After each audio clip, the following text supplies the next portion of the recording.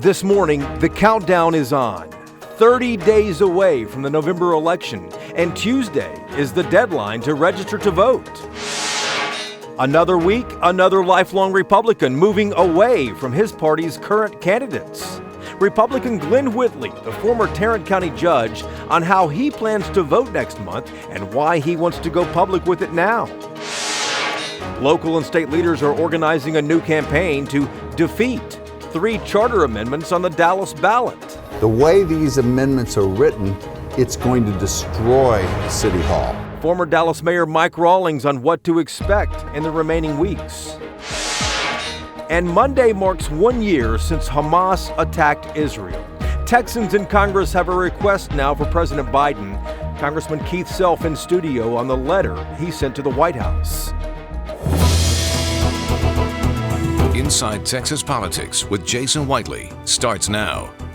Good Sunday morning. I'm Jason Whiteley. A lot to get to this morning, but let's start, as always, with the top political headlines here in our state. New signs right now of just how competitive the U.S. Senate race is becoming in Texas. We'll get in the weeds here a little bit. The Cook Political Report. It downgraded Texas from likely Republican to leaning Republican.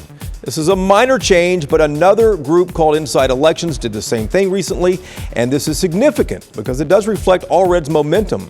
Polls show Cruz leading him, though, still by a few points.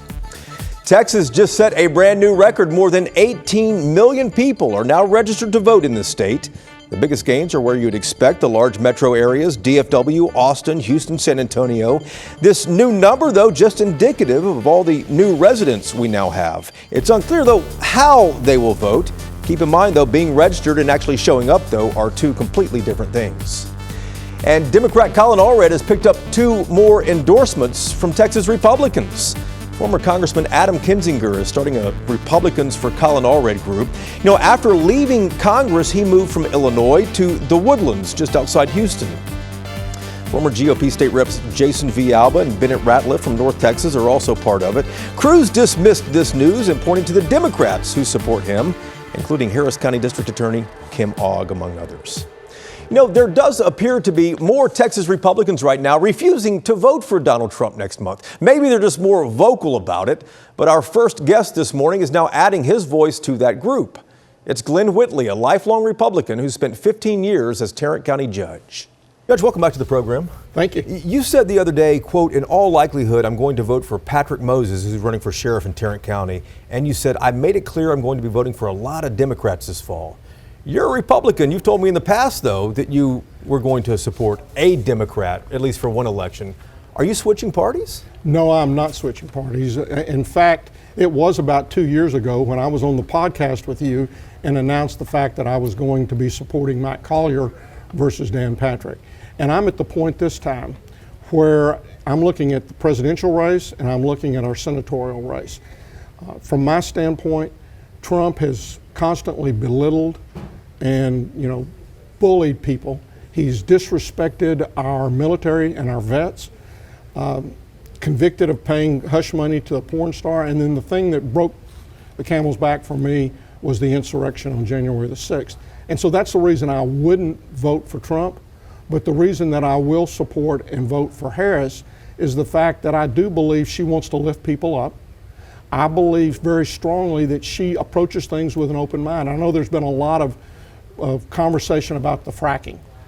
I really believe that in 19, she was against that and she felt like because of environmental concerns that she needed to. But I think she approached it with an open mind and said that, okay, I can get to a lot of the clean air stuff that I want and still support fracking. So for that reason, I'm going to support her. And in the same thing in the senatorial race. From Cruz's standpoint, I can't support Cruz. Look at how he's siding with Trump, and look at how disrespectful Trump was of his wife and his father. He decided to go to Cancun when the rest of us were back here freezing. And then he sided with Trump in trying to basically delay the certification. At the same time, Allred has worked to get benefits for the military and for the vets on the burn pits. And then he's also tried to reach across the aisle on the immigration bill, saying that we need to secure the border. But again, that was derailed by Trump. So you as a Republican are going to vote for Kamala Harris for president in November and then Colin Allred for Senate, two Yes. Democrats. Yes. Here's what I can't figure out. I've heard a lot of one-offs, a lot of Republicans who say the same thing that you say. But how many others are there like you that are traditional Republicans, or Reagan Republicans, or Bush Republicans that are now not going to vote for their top of the ticket? There's a lot, I think. You And think they're, so? they're afraid to come out because when they do, they get ridiculed and they get bullied and they get belittled. And so a lot of people who have been staunch Republicans, and it still are staunch Republicans, are afraid to stand up and be confrontational with some of the leaders that we have right now. A lot of Republicans are going to go into that booth and say, I can't support the insurrection. I am a Texan, I'm an American, before I'm a Republican or a Democrat. Country over party. Always. What message do you have for the leaders of the Republican Party today? Go back to working to address the issues that we need to address. Immigration. We need to be dealing with these major issues instead of getting it to the point to where we feel like we have to win and they have to lose. Washington, in his farewell address, addressed the fact that he despised political parties because he felt like in the long run they would be more interested in what their interests were than what the interest of the country was. And that's where we are. Judge, thanks for the time. You bet. Thank you. It's good to see you. All right, let's bring in the roundtable to talk about the politics of this. Bud Kennedy is here from the Fort Worth Star-Telegram. Abby Livingston is with us from Puck News, a senior congressional reporter there, and Jasper Scher. I hope you've seen his byline at the Texas Tribune in Austin. Good to see you guys. Bud, let's start with you. Fort Worth Star-Telegram, you guys are right there in Fort Worth. What's your reaction to this? Because we've seen Kinzinger, Whitley, Villalba, Cheney. Are these guys going to make a difference at all? And Albert Gonzalez, too. I mean, we see Texans all over the place who say that they're not going to vote for Trump. I think that what does make a difference, some of these people don't really carry a lot of weight in Texas. People don't know much about Cheney, Kinzinger. Glenn Whitley was county judge for a long time. There are a lot of establishment Republicans who would admire him, but they know he's a business establishment Republican. He's not a mega guy. The endorsements carry a little bit of weight. There's particularly some bad feeling against Cruz in Tarrant County. The Lockheed people feel like maybe he hasn't been totally supportive of the war in Ukraine or the F-35. But overall, what really makes a difference is endorsements like Drew Pearson and Emmett Smith for Harris. Yeah, who have a lot of influence. Abby, what do you make of this? Well, I think the bravest Republicans are the ones who are probably never going to run for office again or face a Republican primary. Sure. But I think what's key about Mr. Whitley is he is a longtime, well-known politician in the swing county of Texas, Tarrant County. But what I will say from the national perspective, the Texan everyone has their eyes on nationally is a Dallasite named George W. Bush. And he doesn't seem to be moving on this one, but he's being closely watched. Jasper? Yeah, I mean, I think it probably affects things on the margins, but if this race really is in play for Allred, that actually is probably what it comes down to. So, I think it's a box that he probably needs to check just with the type of campaign that he's running, clearly catering towards moderates, kind of those right-leaning centrist types. It sort of nullifies a potential attack if, Cruz wanted to turn around and say, my opponent's running as a moderate. But, what GOP support does he have? Now Colin Allred does have someone to point to, but it's just, I think the real question is just how many of those persuadable voters really exist anymore. Yeah, and how many, absolutely, and how many other people there are like Glenn Whitley, Liz Cheney, and all these others too. Guys, back to you in just a moment here. A lot more ahead, including this. When we come back here, current and former city officials, past mayors, county commissioners, and state lawmakers organizing against 3 charter amendments on the Dallas ballot. Former Mayor Mike Rawlings on what he says is at stake. Plus, Congressman Keith Self on the letter he sent to the White House and the 2 things that he says President Biden should do for Israel, 1 year now into its war with its neighbors. Inside Texas Politics, back in a moment. Welcome back to Inside Texas Politics. In Dallas, 3 charter amendments are turning out to be the most controversial thing on the November ballot. We've told you about them before. They would change the city charter or the city constitution and require Dallas to hire 1,000 new police officers, change the city manager to performance-based pay, and let any citizen sue a public official. Now, though, there is an organized opposition against these 3 charter amendments. More than 30 officials warn voters what could happen if they pass, including former Dallas Mayor Mike Rawlings. Mayor, it's good to see you again. Good to see you. The election is in 30 or so days. Shouldn't this campaign have started a lot earlier when these things got on the ballot? You know, you think about that, but you know that people don't pay attention to things until the end of the election. Everybody's been focused on the presidential one, get those presidential debates gone. You are focused on the big stuff. Now, all of a sudden, these charter amendments are up there and they're looming and they're scary. And so everybody's woken up and said, we got to do something about this. Former Mayor Ron Kirk says if these passed, it would be like rolling a hand grenade into City Hall. You said, quote, this is chocolate-covered rat poison. Well, I said that because, you know, it sure looks good on the surface, right? It's like, well, boy, I'd like a little bit of that. Wouldn't I like to sue the city? Wouldn't I like more police officers? But inside that, this thing explodes, and I think that's why Mayor Kirk's analogy is great. It's a Trojan horse that gets in there, and because of the legal ramifications. And I haven't seen one politician, I haven't seen one city leader stand up and say these are good. You know, we've got someone that's registered in Athens, okay, doesn't live in the city of Dallas, is proud of being part of the January 6th fiasco in Washington, that's bankrolling this. And it's like, I love democracy. This is fun. Let's get it on. But there's no credibility because no one's experienced about how to make a city run. And you're referring to Monty Bennett there, who is bankrolling this from the other side. But let me make sure I understand, though. Is the concern that if these pass, the money would have to go to public safety?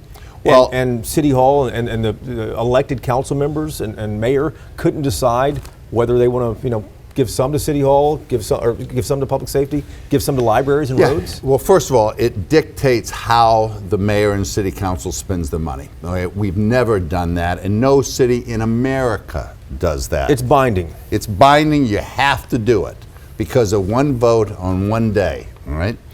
Second, the way it's written, it doesn't provide any flexibility if things change. So it's going to be that way for a long time. Third, if you can't even hire all these police officers, which both the chiefs have said, this will take years and years to do, okay? That money's frozen. You can't do anything with it. And so meanwhile, we got problems over here, but we're not able to solve those problems. That's not the way you run a business. It's not the way you run a city. If this were to pass, what's the point of city council then if there's already a dictate there saying this is how you have to spend money? That's the point. It's changing the whole way we do city government. So 3 little amendments, S, T, and U on the back can blow up this whole city government that we should be so proud of what this city has become. Okay, it is remarkable, and now we're risking it all. Mayor, thank you. Thank you. Monday marks 1 year since Hamas terrorists invaded Israel. The resulting war has left more than 50,000 people dead. A new front now opened in Lebanon, and everyone is now watching to see what happens next with Iran. Our next guest, Congressman Keith Sell from Collin County, one of a half-dozen Republican lawmakers who sent a letter to President Biden asking him for 2 specific things. Congressman, welcome back to the program. You sent a letter to the president asking him to unlock all congressionally approved foreign aid to Israel that may still be held up. How much money are we talking about here? Well, we really don't know because they've been slow rolling it for a year now since the attack on October the 7th. So we really don't know, but we know that there are things that they have withheld. For instance, the only one that's actually been publicized was the 2,000-pound bombs that they withheld 6 months ago or so. But the thing about that withholding was they intentionally withheld it and notified Congress, but they also withheld the guidance systems that would have made those 2,000-pound bombs guided, which made no sense. More strategic, okay. Yeah. And you also in the letter asked President Biden to enforce all sanctions in place that are designed to deter Iran's offensive efforts against the U.S. and allies. Same question there. What sanctions is the Biden administration not enforcing right now that he could? Let's just take the oil sanctions. When Trump left office, Iran had $4 billion in reserves. $4 billion. They have almost $100 billion today because they're selling their oil. They're selling it surreptitiously, and we're not enforcing our sanctions, which is giving them the money that they send to Hezbollah, they send to the Houthis, they send to Hamas. So that's the money. Their oil sale money is what they're using to fund terrorism around the world. Have you heard from the White House on this? No. How do you think Israel should respond to Iran? They've been talking about, striking ports, striking nuclear facilities. What makes the most sense right now? Well, right now they are in the fight for their near-term security. Gaza, West Bank, actually, because of the recent terrorist attack, and certainly Lebanon. They want to clear out and get rid of the near-term threat. So they're focused on that. Now, there are 3 possible targets in Iran. You can hit the oil production facilities or the pumping stations. You can hit the nuclear facilities, or you can hit their launch sites. Now, I understand that they've got a number of mobile launchers, but if you degrade their launch sites, that supports their near-term fight in Gaza and Lebanon. So I don't expect them to hit the nuclear facilities. I expect them to hit the launch sites as a priority, and then perhaps the oil production or shipping facilities, because that's where Iran gets its money. So if they will degrade the launch sites, cut off some of their money, that supports their near-term fight that they have in Lebanon and Gaza. Monday marks 1 year since Hamas attacked Israel. Almost 50,000 people have died on both sides, the majority Palestinians so far. How does this end? When does it end? I think it ends when Hamas releases all of the hostages, whether they're alive or dead, and they surrender. And then Israel will take over and decide how the security of Gaza looks. I think they're going to chop it up. I think they're going to hold the corridors. I think they're going to hold the Philadelphia corridor. And I think that they will make sure that they control the security. They may not be doing the security down at the ground level, but they control the security of Gaza, because now they understand, and as I said before, they want to take care of the near-term threats that they've lived under all these years. Congressman, thank you. Thank you. The roundtable is ready when we come back. Time now for Reporters Roundtable to put the headlines in perspective. Bud is back with us from the Fort Worth Star-Telegram. Jasper Scher is here from Austin with the Texas Tribune. Abby Livingston is the senior congressional reporter for Puck News. And Abby, let's start with you. 30 days until the election. Colin Allred versus Ted Cruz. Where do things stand? This is an extremely serious race, especially from the national perspective, as you noted, that Cook moved the race over to leans Republican. This is becoming a big, buzzy race, which means more money is going to come in on both sides. And I think Glenn Whitley had a good point. If Allred makes inroads on this race or gets close or even wins it, which still seems like something of a long shot, it's because it's something of a sleeper and people are voting and not necessarily it's showing up in the polling. But this is still Ted Cruz's race to lose, though, Bud, isn't it? Well, it is. In order for Ted Cruz to lose, it means that people have to vote. Probably some people have to vote for Donald Trump and Colin Allred.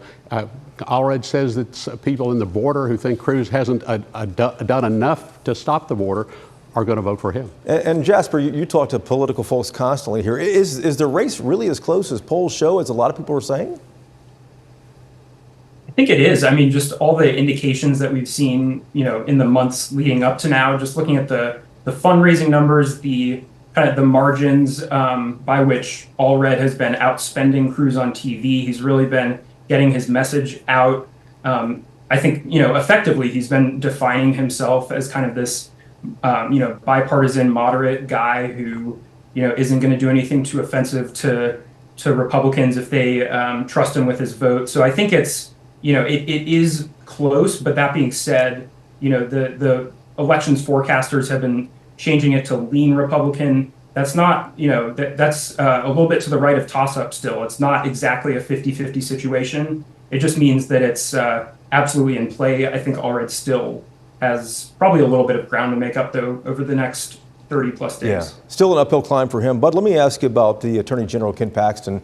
Clearly still fixated on Texas voting records here. He's now asking the Republican Secretary of State, Jane Nelson, for records of anyone who voted or anyone who registered to vote without a state ID. Is he going to find something Republicans did wrong here? Well, he's just hunting for things. And of course, what's happening here is that the ground is being set for complaints after the election for people to claim that there was something wrong with this election. There are all kinds of complaints, complaints about mail-in ballots, voter applications.